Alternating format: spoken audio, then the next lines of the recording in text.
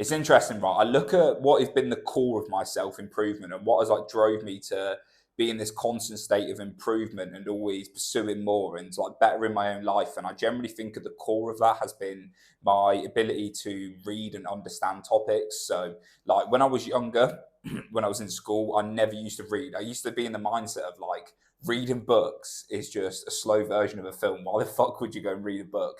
And that was the mindset I was in. So I'd never read, I'd never been able to understand complex subjects. I never had this ability to go and research something and like, be resourceful and get a lot out of it. And I was just like, oh, what the fuck would you read for? Like, look at that nerd reading. Like, what is he doing? And then I got to university, was going out partying, drinking all the time, so socially anxious and depressed. And I remember coming across the 4 Hour Work Week by Tim Ferriss. And at this point, I was like, look, I don't want to work a normal job. I've been working in a supermarket for like 8 years. No, for like 8 years, that means it would have been fucking 10. For like 2 years, I've been working in like supermarkets and retail. And I was like, yeah, this is not for me. I don't find any fulfillment in this. It's just a waste of my time. So I read the 4 Hour Work Week by Tim Ferriss. And he was saying how you can create an online business and free up your time to do the things you're interested in. I was like, whoa, like I never thought of life like that. I never thought I could go and be resourceful and create my own business and live on my own terms and free up my schedule. I thought you had to go down the rat race, the 9 till 5 slave, and you had to live in what accordance of what society tells you to live and what you've been programmed to think is a good, virtuous way of living. And that was my first insight into like reading really does change the paradigms of how you see things. And what I think reading does is on a base level, right? You have your core beliefs about everything in life. So the way you perceive reality is kind of based on your beliefs, and through your beliefs and through what you think is true and your virtues, you act out in accordance with them beliefs and with them virtues. So all your actions come from the beliefs about you or reality. And I think when you read and you download all this information from some of the greatest minds of all time, what it does is start slowly like breaking away these beliefs and like implanting new ones and start shifting your paradigms, and you start seeing things differently. So through this different perception of seeing things, you're in return going to start acting different. So there's like different ways you can change your beliefs and how you see the world, and then in accordance change your actions, like through taking action, going out and experiencing things. But I think reading is another core part of that, because the more information you can download, the more you can broaden your horizon of your worldview and get a deeper understanding into subjects, the more you're going to start perceiving things differently. So that was a long ass winded intro, but in today's episode, in the 21st episode of the Backpacking Psychonaut, I'm going to discuss the 5 most influential books I've read and what sort of impact they've had on me and what were the biggest lessons I've had. And these 5 books, I really think have had a long-lasting stay in my mind. And I've read so many influential books in my life. I've read over like 300 books now in the last couple of years, just through this natural curiosity I have. I have such an intrinsic curiosity to want to learn more. It's like I get so obsessed with things, and for me, reading's just a portal into learning more. So I've just got this natural obsession to want to read, which is a good thing because it also improves your articulation, and through having a wider vocabulary and a greater articulation, you can describe how you're feeling more, and you can communicate with people better, and your ideas you have in your brain can be mapped out into reality easier because you've got the tool of language to manifest that. So yeah, like reading, massive benefit for everything I've done. It's improved my concentration, my ability to articulate, change my beliefs. But these are the 5 most influential books that I've read, and I think these books they're different to what you see on the self-improvement stage, where like you see like Think and Grow Rich by Napoleon Hill and all these, and Rich Dad Poor Dad, which are very good books and they're very like paradigm shifting books in themselves. But these are more nuanced books that I think like people may have not always read but would have a massive impact. So number 1 is Why Buddhism is True by Robert Wright, and this book is written by an evolutionary psychologist, and he dives into how the new science and research is coming up from evolutionary psychology is mapping up with the teachings of the Buddha, which is absolutely crazy because you think a Buddha was teaching all this stuff about 3,000 years ago, 4,000 years ago. And he's saying how now the insights and the new discoveries they're getting from the science of evolutionary psychology and the theory of evolution is really mapping up with the Buddhist teachings. So this was my first insight into Buddhism, and also in return my first insight into evolutionary psychology, which they're two things I probably would have never dove into, or I might have made my way there naturally, but this was like these two compact, and it made so much sense to me at the time. I remember reading this and thinking, whoa, I've never thought of my own mind like this. I've never thought of reality like this. I've never thought of the capabilities of humans like this. This is just absolutely fucking crazy. This is paradigm shifting. So at the core of this, the one thing I learned is everything that we think and feel and all the impulses we have are driven by the need for us to pass on our genes. So everything from the food you eat to the sexual mates you have to the status chasing things you do, trying to impress people, from the anxiety you get in social situations, you can look at all of these thoughts, feelings and emotions and everything that goes on in your brain and your body through the process of evolution. And this lifted a lot of pressure off of me because I used to be so stressed all the time. It's like, why am I constantly desiring junk food? Like, why am I getting anxious in social situations?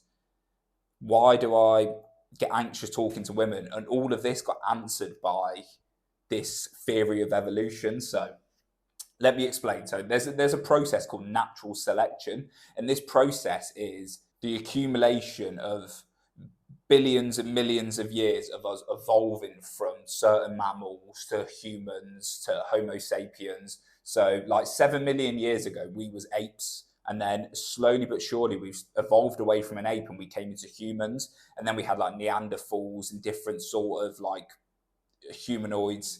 And then we've evolved from there. And now we've got to the point where there's just Homo sapiens.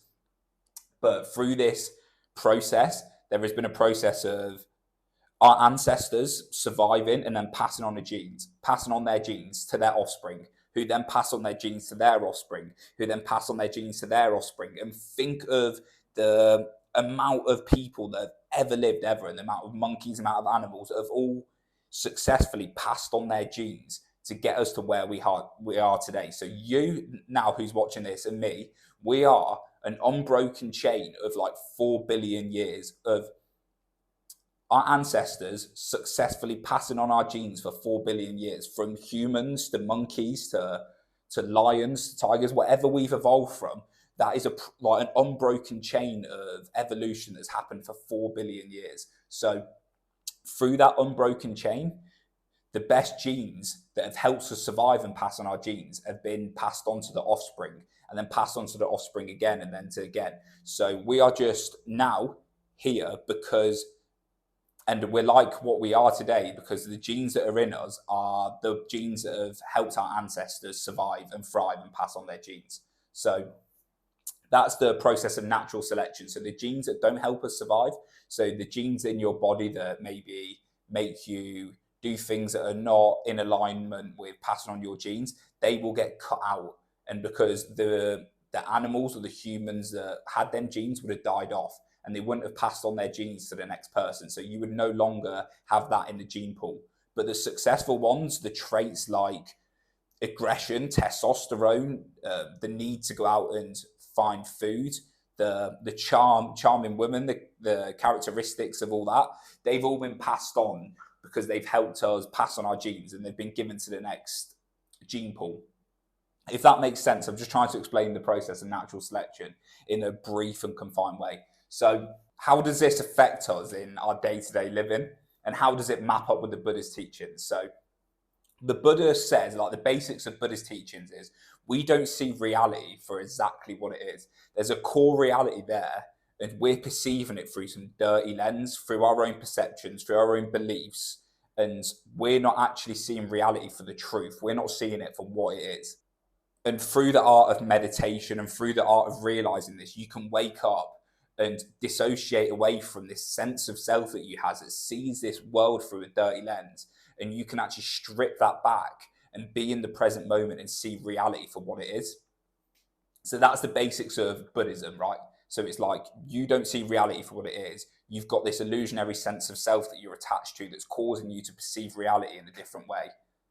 And that maps up with evolutionary psychology, because in the book that Robert Wright talks about, he talks about evolutionary psychology and uses the metaphor for the Matrix. So if you haven't seen the Matrix, it's this film where these robots and humans went to war like 30 years prior, and a massive nuclear war happened and the robots took over.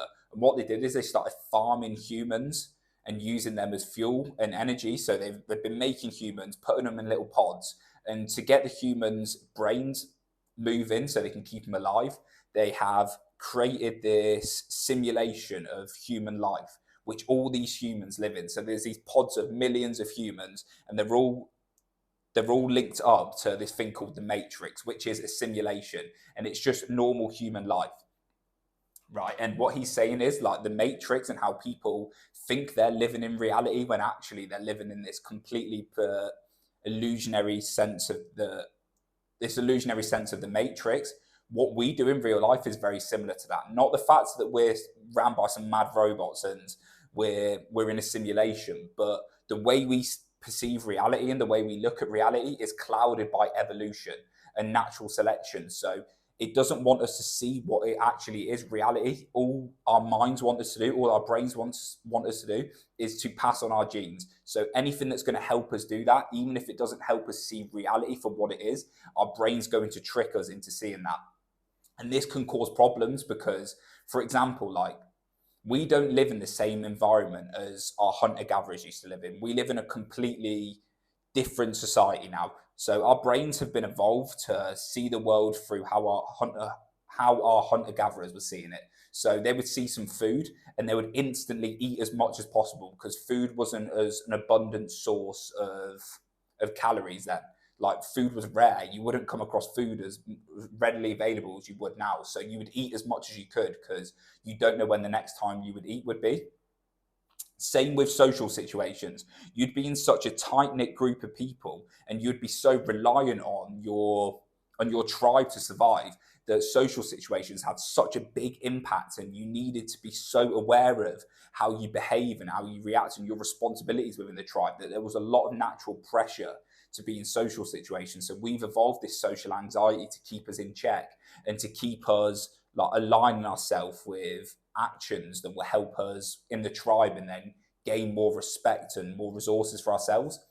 But now you look at how society is now and how the human day-to-day life is, and it is completely different from that hunter-gatherer scenario.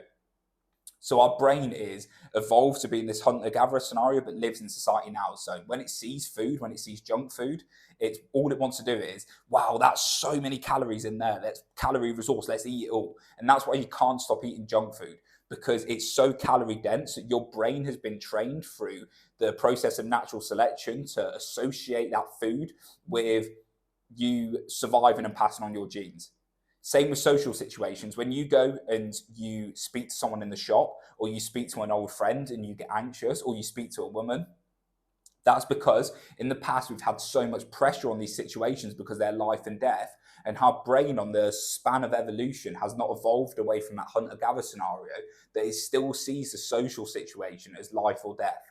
So our brains are not seeing reality for what it is, because in truth, that junk food that you're eating is not going to help you survive. It's actually going to damage your body. But your brain doesn't see that. Your brain just sees calories, survival. So it's not seeing reality for what it is. Whereas a social situation, you go speak to that woman, it's not life or death. If you get embarrassed, people aren't going to respect you less. It's not a life or death scenario. It doesn't mean if you don't chat her up, you can't pass her on your genes, blah, blah, blah. But your brain sees it that way. It sees, I need this tribe. She needs to think I'm good, so this increases my chance of passing on my genes.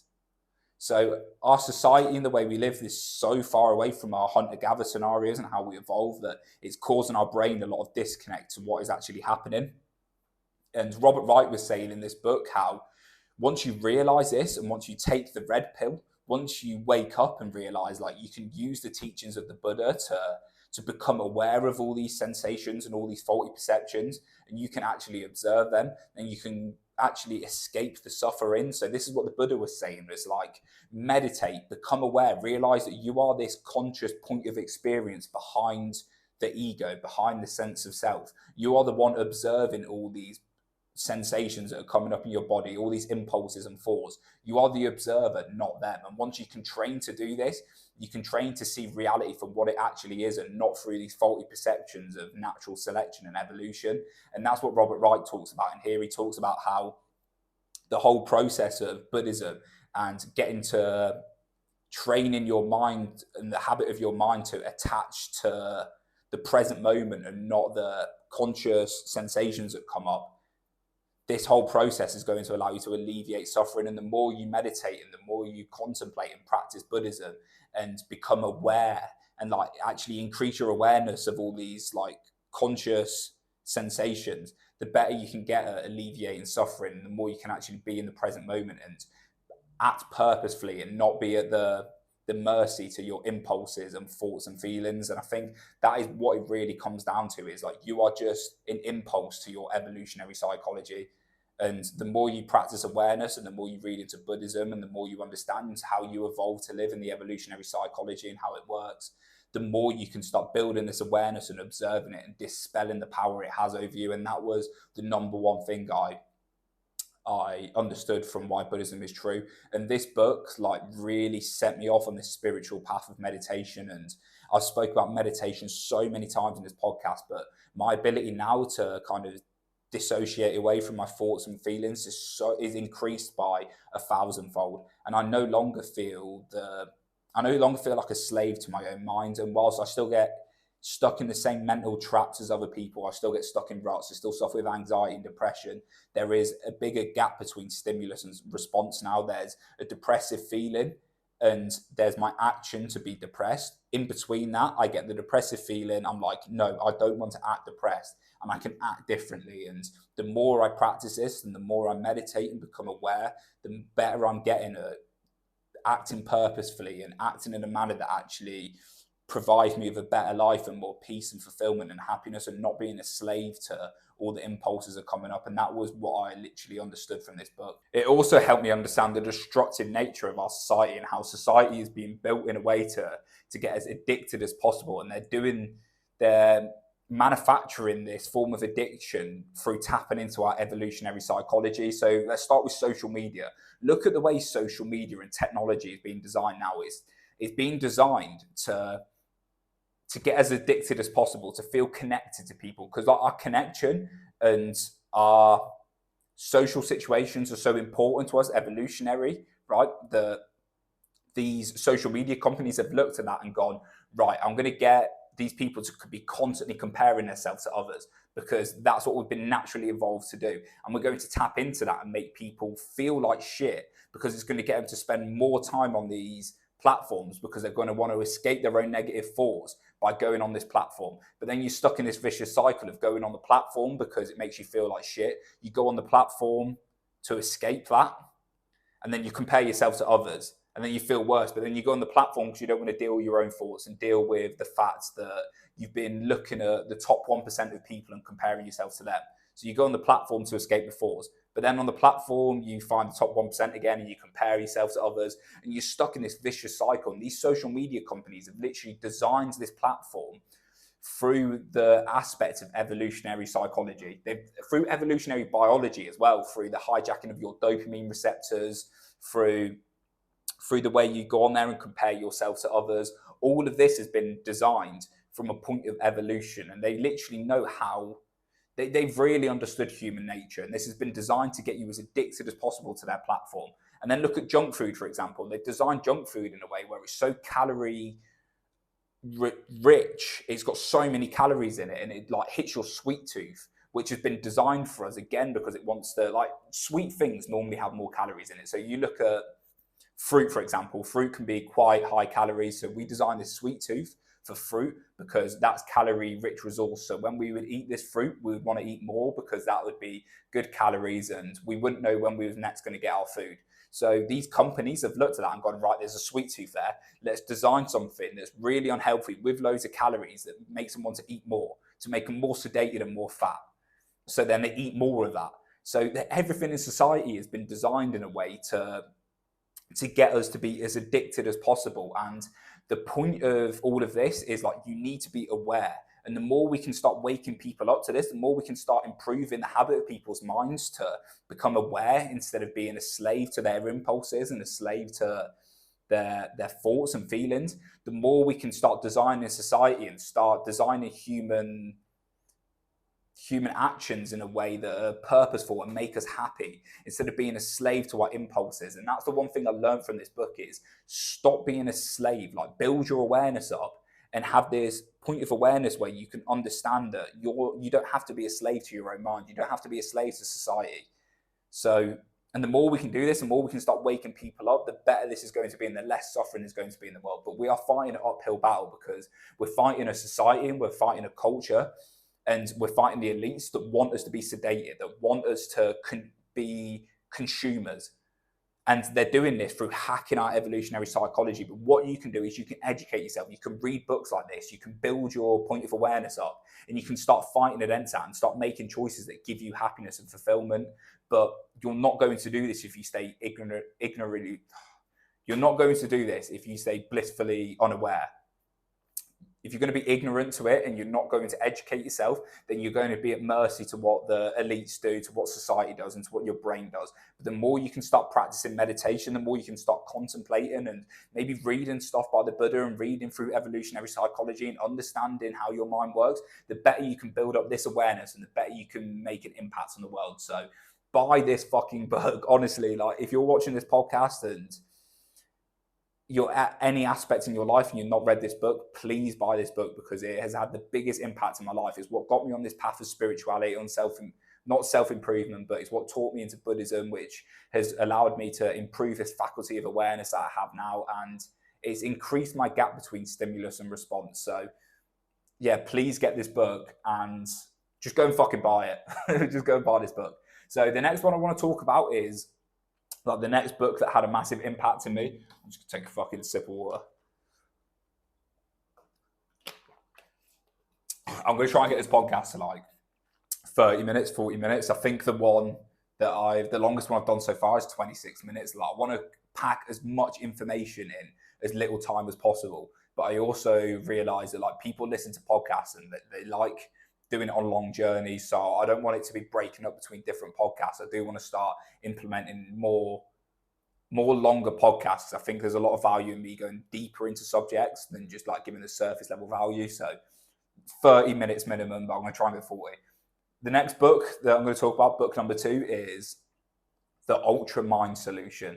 And whoa, this was another like mind-blowing book I read. So the Ultra Mind Solution, the basis of this, the theory of this book and the basis of this book is how the modern day society, the diet that we eat in modern society is causing us mental health problems and how it's causing imbalances in our body and how it's causing health problems and how literally it's the toolbook of how food it affects your body. Like food, we are what we eat. So before reading this book, I was suffering with a lot of eczema and a lot of skin problems and a lot of anxiety, a lot of depression.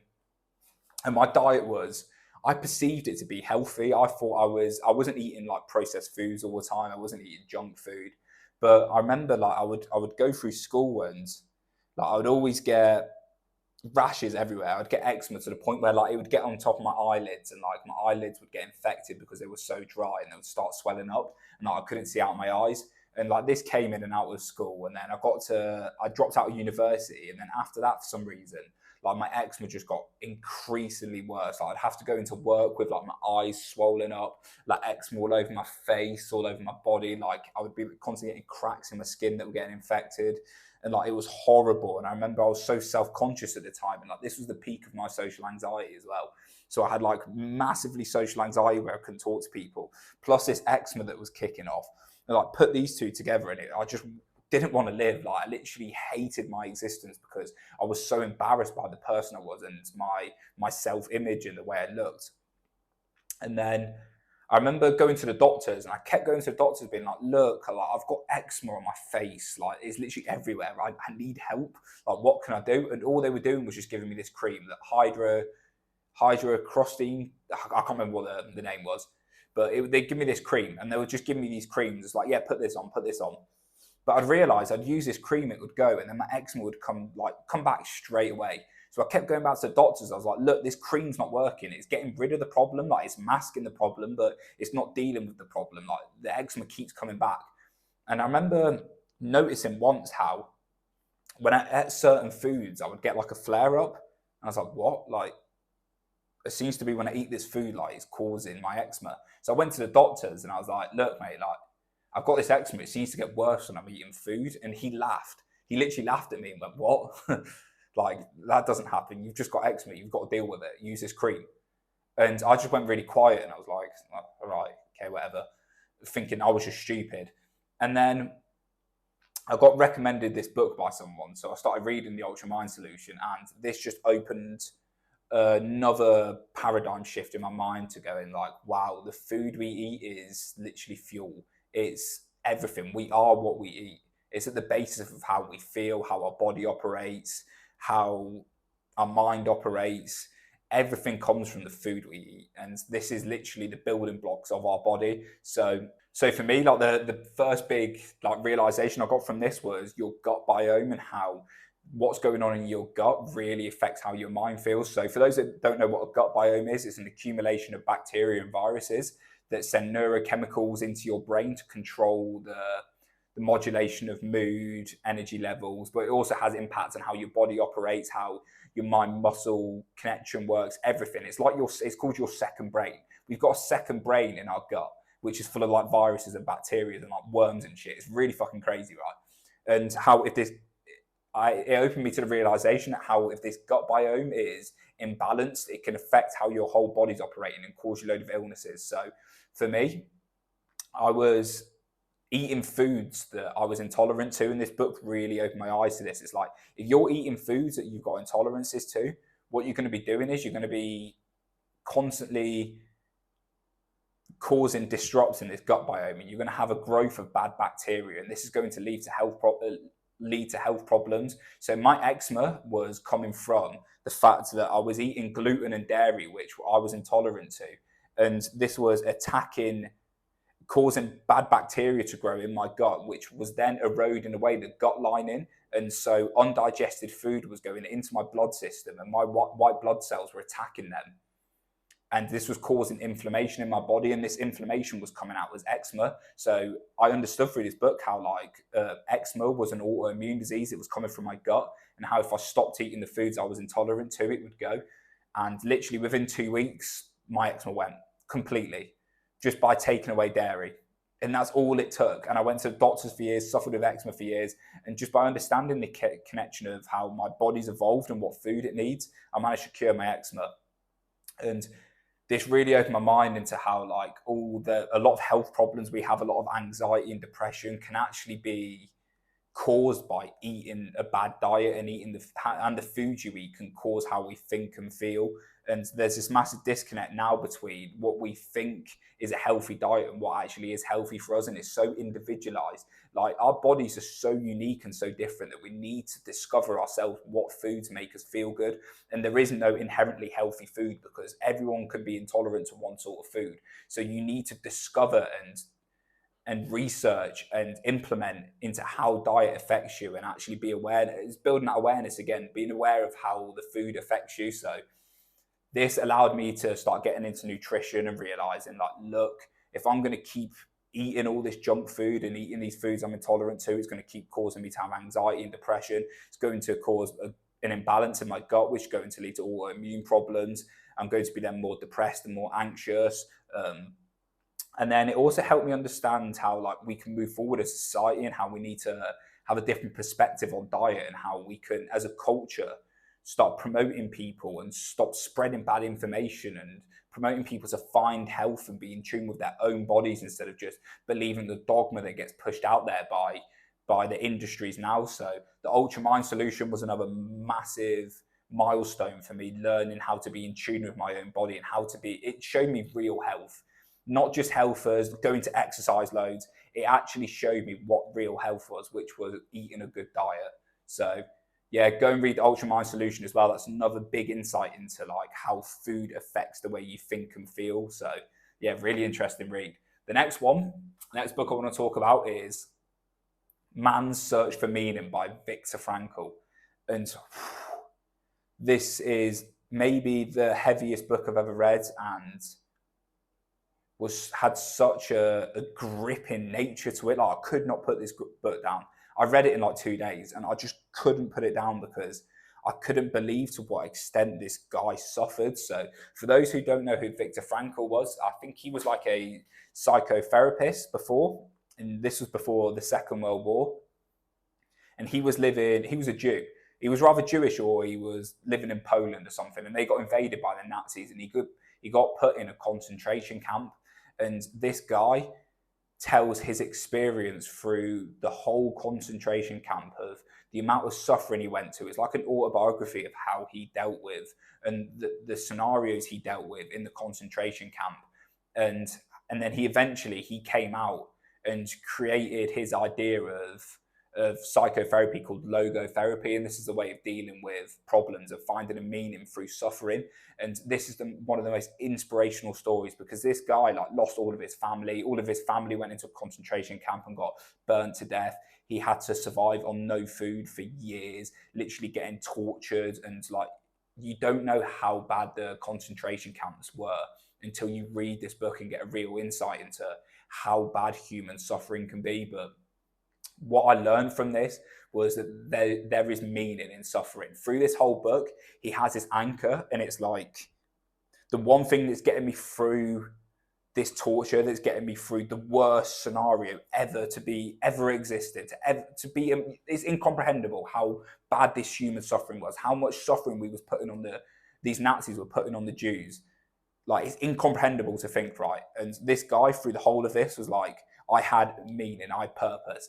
Is like, they could take away my liberty, they could take away everything around me, but they can never take away my freedom. They can never take away for me to choose what I want in my mind. I have the ability between stimulus and response to choose. And he was saying in this, like, he chose to get through this suffering and get through this treacherous scenario because he wanted to publish his book. He wanted to create this logotherapy and impact people's lives. And that was his meaning. And this meaning allowed him to get through all of this suffering. Like, he's seeing people being eaten to death by like fucking rats, and starving to death, and people being burnt alive, and like literally stuff that is like incomprehensible to any sort of suffering we've ever seen. And he's getting through all this with this purpose, with this meaning. He's like, this is all going to allow me to write deeper. This is going to allow me to discover the human psyche more. And this meaning allowed him to get through this suffering. And for me, understanding this and actually like diving into the fact that I give into when I have suffering in my life, and obviously it's not to the extent that he has, but any sort of suffering I have in my life, there is meaning in that, and there's lessons to be learned, and there's an ability to develop discipline in that suffering. And I used to be such a victim's mentality. I used to be at the mercy to, when something bad would happen, I would feel bad. I'd be like, oh, fuck, I've dropped out of university and I'm depressed. So I'm going to sit there in self-pity and wallow and not take any action and make my scenario worse. But now something bad happens to me, like I go through a rut, I go through depression, I lose some money, I lost money creating a business. I now think there's meaning in this. There's meaning in this. There's a lesson to be learned. And this is just another vehicle for me to get closer to where I want to go. And this is just a process of me understanding my own mind. And reading this guy's story and really understanding how bad human suffering can get and how you can still process through that and you can still move, just unlocked a new part of my mind that was like, you can push through anything, absolutely anything. The mind is a limitation. Your perception of what you believe is possible is a limitation of your own mind. And that one thing he said where like, you can take away the liberty, you can take away everything around you, but you can never take away what you're thinking. You can never take away what you're feeling. It's just one of the best teachings in human history ever. So Man's Search for Meaning had an impact on me massively because it's allowed me to get out of the negative insights of suffering and allowed me to see light at the end of the tunnel. It's allowed me to go down to what I perceive as hell, my worst case scenarios, and realize that there's lessons to be learned here and I can move forward. So yeah, Man's Search for Meaning, it's a heavy book, and it really does kind of open your eyes up to how bad humans can be. And like, you think about it, that is in all of our nature. What the Nazis did, they were just humans at the end of the day. And this is what like Carl Jung talks about and Jordan Peterson talks about, where it's like incorporate your shadow self. He's like, don't look at the Nazis and think you couldn't do that, because they are just humans. They are built from the same DNA and the same process of evolution that we are. And all it was that they got tricked by propaganda, by the elites, by when Hitler had this vision of the perfect race, of killing all the Jews, killing every other race and having the perfect race. He just pushed propaganda into the minds of these Nazis, into the minds of the Germans. And because everyone else around them was adopting this mindset and was adopting this scenario of like, we must kill all the Jews, we must cause all this suffering, because they got tricked into thinking this was the right thing to do, everyone else started acting like that. And then the social pressure built up. And because we're social creatures, we want to fit in to survive, then their natural instinct kicked in to fit in with the tribe. So then through the propaganda, through the habitus, through the social pressure, these Nazis actually got convinced that it was the right thing to do to go out and kill these Jews. So what they did was like the most disgusting thing that you can ever imagine, but it doesn't mean that you couldn't do that thing. You could be, if you wasn't strong-minded and strong-willed and didn't build this awareness up, you can be tricked into these sort of things. Us humans are capable of the worst scenarios. We all have this ability to do the worst scenario, to go out and kill, murder. You have that in your nature. That is part of human nature. But you need to realize that and think, okay, that's part of me. That's part of who I am. That is part of human nature. But there is no way I'm going to act that out. And I'm going to embrace that and think, right, that is part of human nature. I'm not going to avoid it, or I'm not going to like suppress it. I'm going to realize that humans and I am capable of that stuff, but I'm still going to act in a way that is purposeful and virtue and causes good in life. And once you can incorporate this shadow self, once you can look at that, the dark side of human nature, and realize that that's part of us, and that is driving part of our nature, but I'm still going to be aware and act in a good, virtuous way.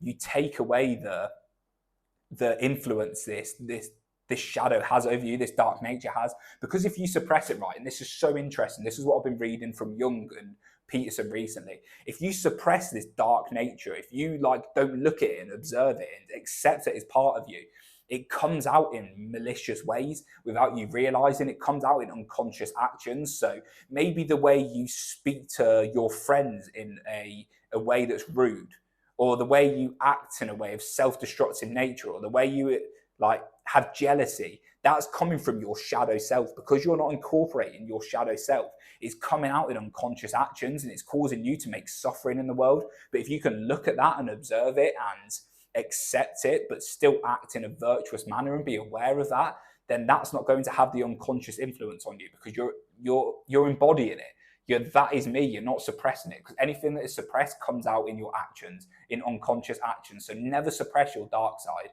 And Man's Search for Meaning really helped me understand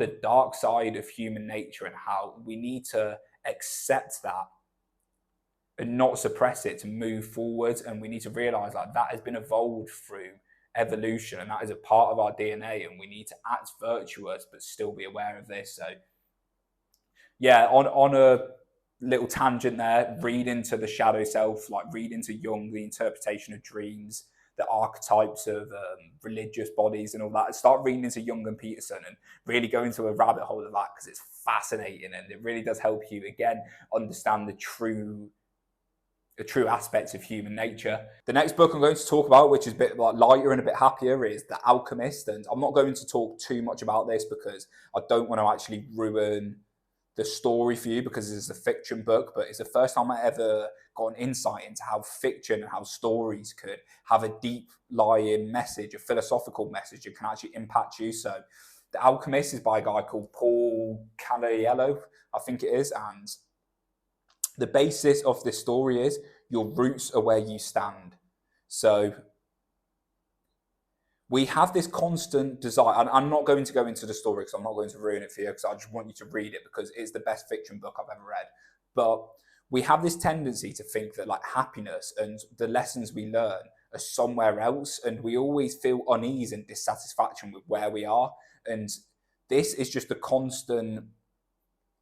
it's a constant desire for more. It's that hedonic treadmill. It's that we're constantly seeking pleasure. We're always seeking out new novel things. But in reality, the only thing that exists is the present moment right now. You've got everything you need right now to do what you need to do and to be happy.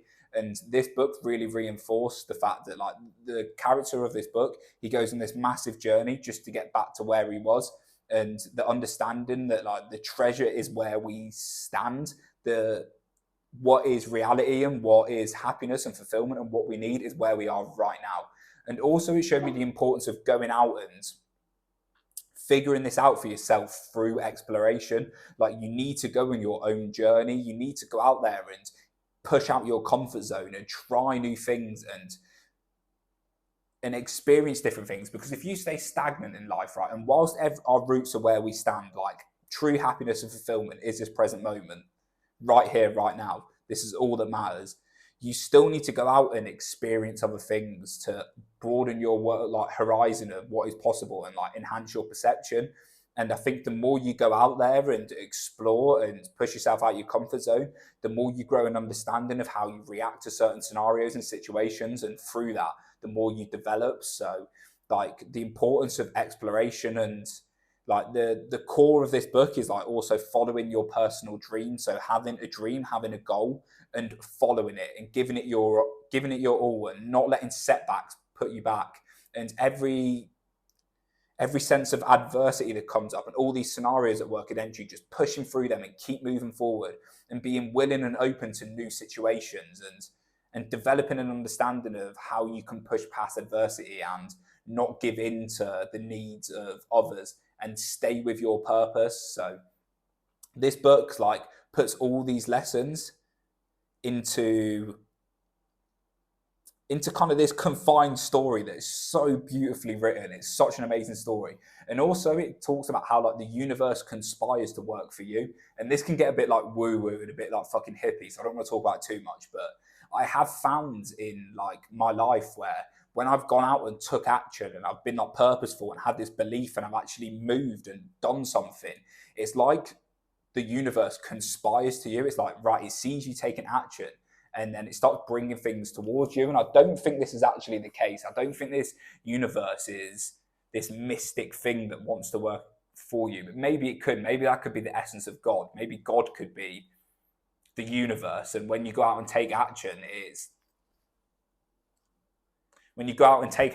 God kind of rewarding you. That could be it. But what I think it is I think you just go out there and take action. And through taking action and being purposeful and trying to do things correctly, you put yourself in more scenarios where you have a better chance of luck coming your way.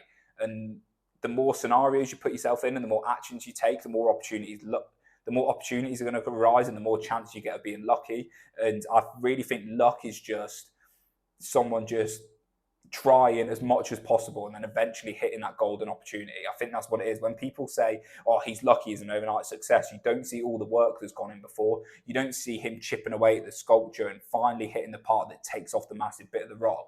Like you just see the massive bit of the rock come off. You just see him making the massive progress. But like luck really comes from your ability to take action and going out there and pushing out your comfort zone and putting yourself in these scenarios. And it could be that the universe actually conspires to you, or it could be that like your subconscious mind, because you're taking action, you're building up this self-belief that you are someone who goes out and takes action. So now you've got this enhanced confidence and your subconscious is looking for more opportunities. It could be that as well. But regardless, The Alchemist really taught me the importance of going out there and chasing your personal dream, but not getting lost in the pursuit of that dream and realizing that the only thing that exists is right now. And I can still go out there and explore, but to think that to attach my happiness or importance to that future scenario is just going to take away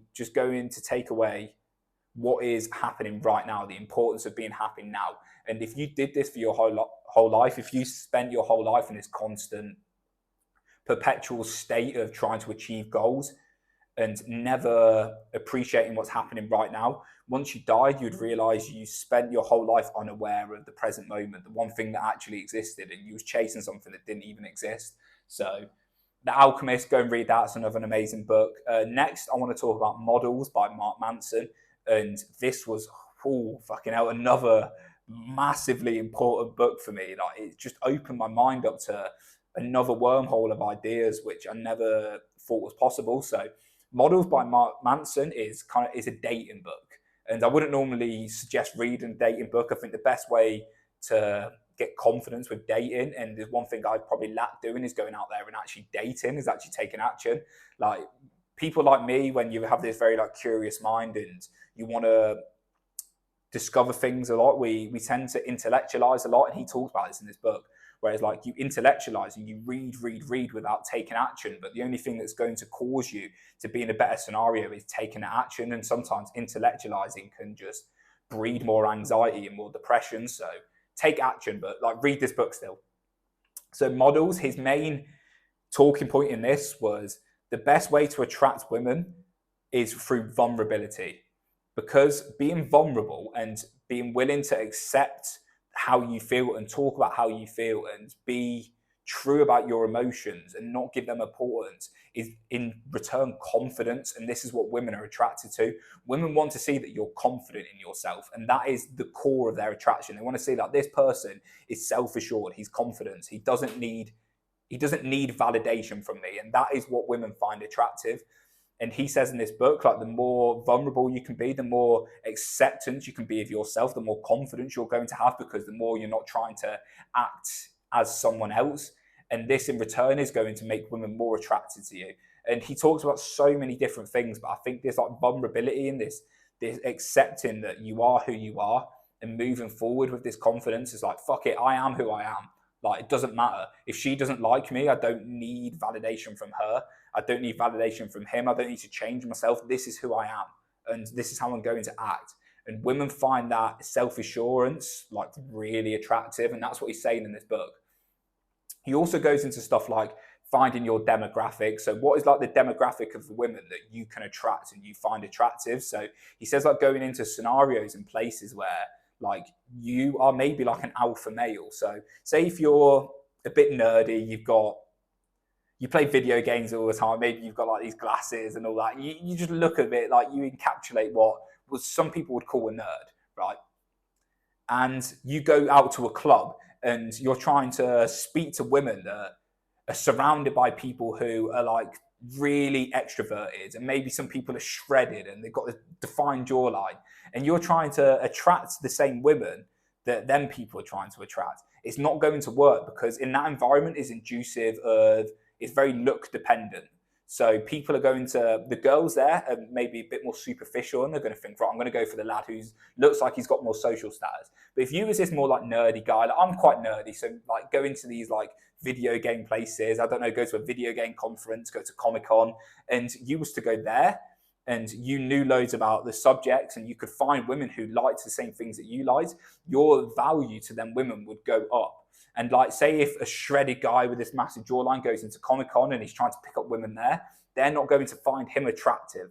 They're going to find the person attractive who is into the video games and has loads of things they can relate to them. And that's finding your demographic and realizing that you sometimes are fighting an uphill battle trying to attract the wrong sort of women. Like, find out what women you like and go out there and express yourself to them women and build up confidence in that scenario. So say if you are like say if you're more the sporty type, go and start going to a load of sports that maybe women are in. So maybe playing like, I don't know, find a sport that you can see, find a load of women, and then be a leader of that. Take charge and show responsibility and be self-assured, and that's how you're going to attract women. Say if you're into music, go to like music concerts and go to places where you can learn music. Say if you like reading books, go to book clubs, libraries. Like, you can find your demographic of a woman. You don't need to just be, oh, she's attractive and she's got this massive social media following. Fuck that. Find a woman that you like and enjoy and you can have and you relate to, because that is what's important. And you can spend your whole time chasing like this superficial sort of dating and going out there and just trying to sleep with as many girls as possible and having casual sex, but in reality, it makes you feel worse. Like I did it a couple of times last year where I just went out and had a bit of casual sex, and like it would just be a random Tinder date, and you don't feel good after it because it's not a woman you connected to, it's not someone you relate to, it's just random sex. It's not there's no emotional connection there. There's no stability to it. It's just I'm just sticking my dick in this and fucking off. That's all it is, and it actually is really destructive for your own mind. So go out there and find your demographic of women. And that was another thing I learned from models. Also, like the insecurities you have around dating are going to come from your insufficiencies. So if you're not very, like I am, some of us are not that experienced with women, and that is fine. You need to accept that and be vulnerable about that, and even admit that to women, because that again is going to be this vulnerability. It's going to be accepting who you are and that confidence. But like the only way you're going to get over this is going out there and practicing and taking action. So go out there and accept that you might have a bit of inexperience with women, but that's fine. You can learn to be experienced. And like these scenarios you're scared of, maybe like sexual encounters, maybe going and approaching women, they get better the more you do these things, and the more you practice, the more you push yourself out of the comfort zone, the better these things are going to get, and the more you're going to adapt your mindset and your behaviors to pushing yourself out of your comfort zone and going into these scenarios more. So Models by Mark Manson was such a big enhancer for me for learning all this stuff. I think the one thing maybe I've not done with this book was took the action he said. Maybe I've intellectualized too much, and I tend to do this, get stuck in my head. So yeah, take action with this book, but use it as a guide to like see how to be a man and how to access the dating market. So that's Models by Mark Manson. The last book I'm going to talk about, which is one I'm currently reading, and I've not even finished it. I've read it in and out for the last couple of years, but never really give it proper focus. But it's solved a massive problem for mine.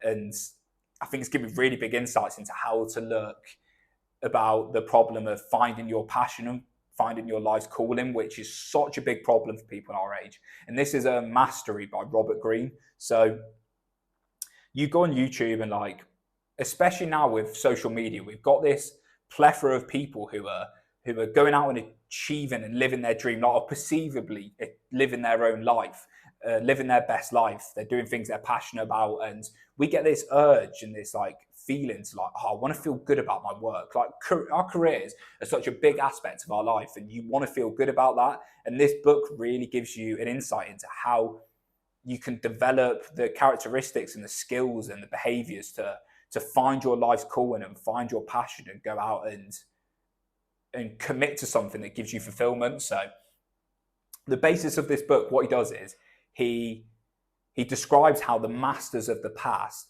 have achieved a level of mastery and how they've achieved excellence in their field. So he uses examples like Leonardo da Vinci, Michelangelo, Charles Darwin, Freddie Roach, all these people that have achieved expert status and have done things and made incredible remarks on human history.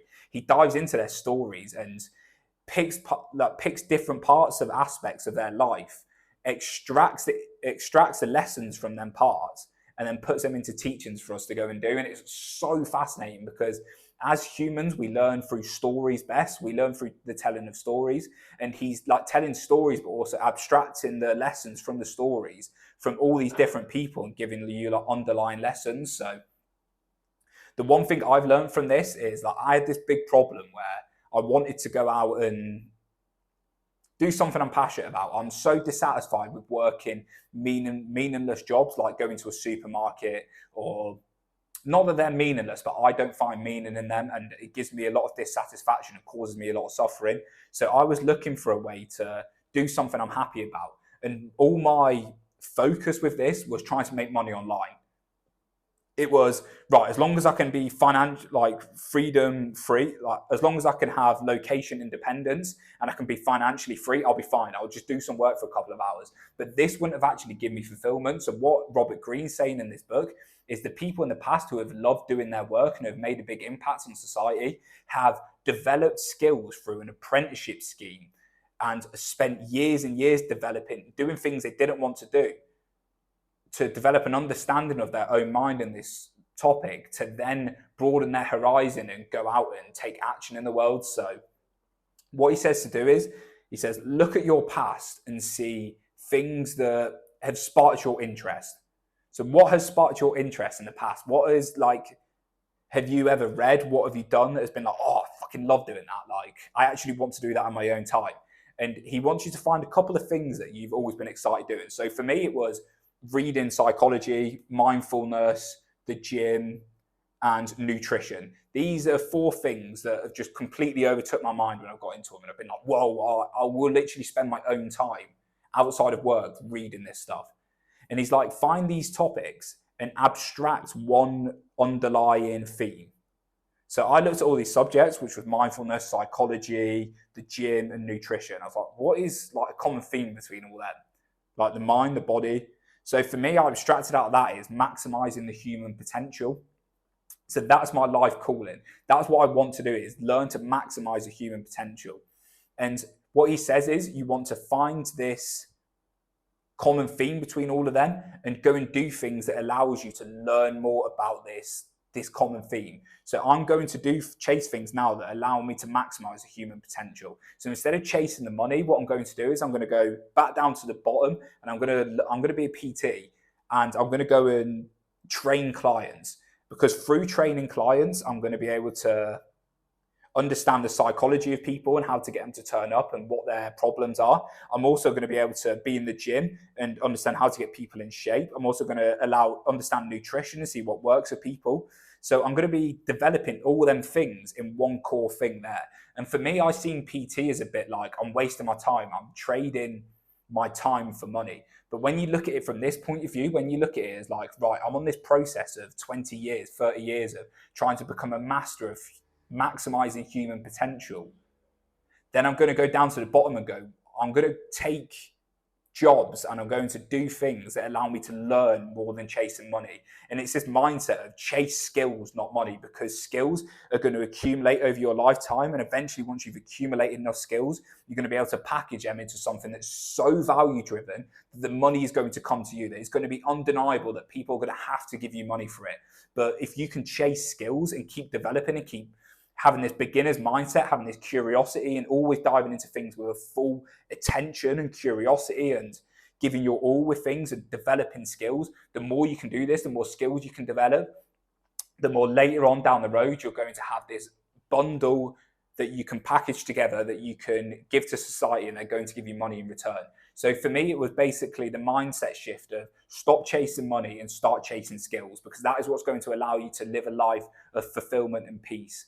Because money is not going to give you happiness. All this material stuff, it's nice to have and it gives you freedom, but it's not going to give you that sense of fulfillment and purpose. What is chasing your life's calling, is chasing and learning skills, not money. So that's what I learned from Mastery. That was my top 5 most influential books. I will try and leave the links in the description. I don't really know how to do it, but I'll try and leave the Amazon links. So start with Why Buddhism is True. I would just recommend starting with that because it's been the biggest impact on my life. But also The Alchemist is a very easy read, so buy The Alchemist, because that's a book you can read just before bed. It's a fiction book.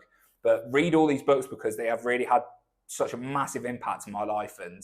And the more lessons you learn from reading, the more you want to read, and the more you're going to develop understandings of the world and the mechanics of your own mind, and the more you're going to read through that.